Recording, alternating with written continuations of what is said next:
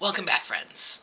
Injustice anywhere is a threat to justice everywhere.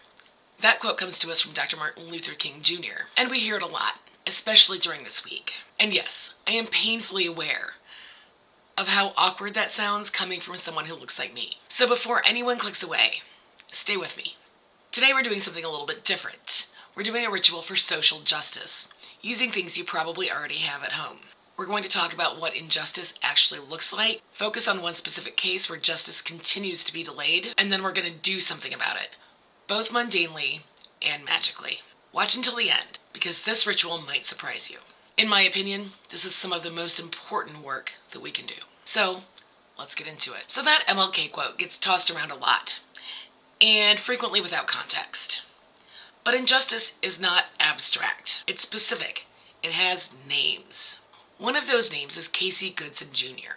If you've lived in Ohio for the past few years, you probably recognize it. In December of 2020, Casey was murdered while coming home from a dentist appointment, bringing lunch home for his family. This happened very close to where I live. There's been a civil trial, which Casey's family won. There has also been a criminal trial for the man who murdered him, which ended in a hung jury, meaning that the jury could not decide based on the facts presented to them during the trial. A retrial was scheduled. Jury selection was supposed to happen yesterday.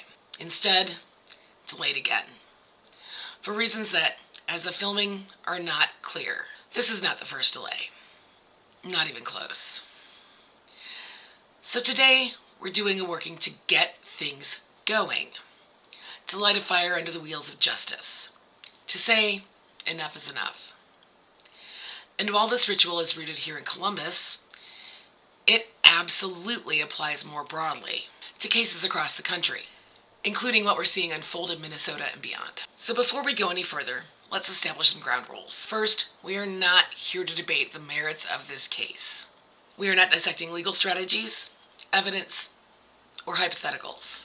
Magical work around justice cases can quickly drift into unethical territory, and that's just not what we're doing. Second, I will not be naming the defendant. Naming gives power, and I'm not interested in giving him any. Also, when I say his name in real life, it usually comes with some really derogatory adjectives. And quite simply, he does not deserve that energy. More broadly, let's talk about ethics and magic. I firmly believe that you should do everything in the mundane first. That means learning about the case, examining your biases. Because yes, we all have them, including me, neutralizing those biases without dulling your empathy, and, when appropriate, showing up. Courtrooms, community spaces, conversations. Ideally, when you do magic for another person, you'd have their permission. In this case, we're putting energy out into the world in much the same way that people turn to prayer, and then we're backing that intention up with symbolic action. Think of herbs, crystals, and candles not as the source of power, but as reinforcement. The intention is the engine. The tools are just the accelerator. In this ritual today, we're doing something that many of us do every day. We're making coffee. Justice, but make it caffeinated.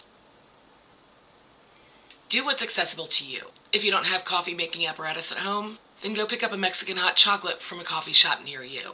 Crimson Cup makes a phenomenal Mayan mocha that is my go-to order there.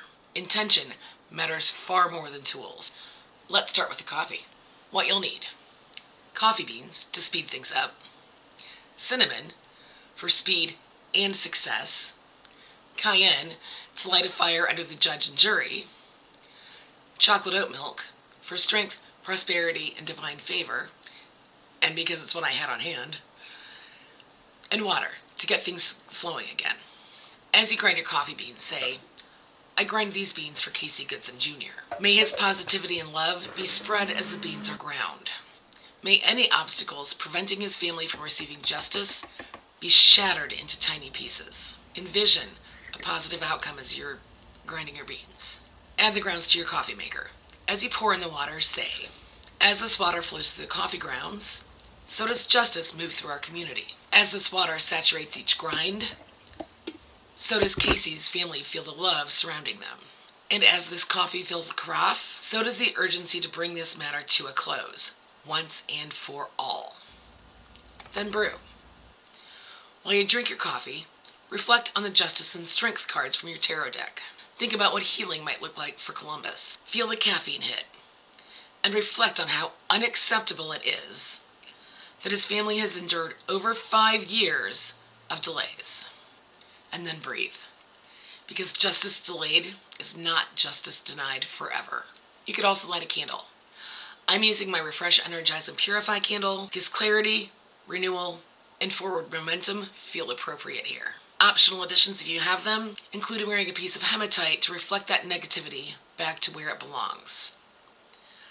Or envisioning a protective bubble around all of Casey's family. And he has a large family, so make your bubble big. You can also burn some rosemary incense for truth and protection.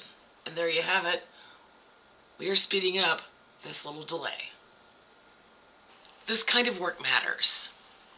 It reminds us that justice is not passive. It requires attention, pressure, community, and persistence. Thank you for being here. If this video resonated with you, please hit that like and subscribe button. It really does help. I'll be continuing this work next week with another ritual for Casey. And it'll be a fun, very kitchen witchy ritual. As always, every accusation is a confession. Free Palestine, protect the First Amendment, justice for Casey Goodson Jr., and as always, do not let up on those Epstein files. Survivors deserve justice. I'll see you next time.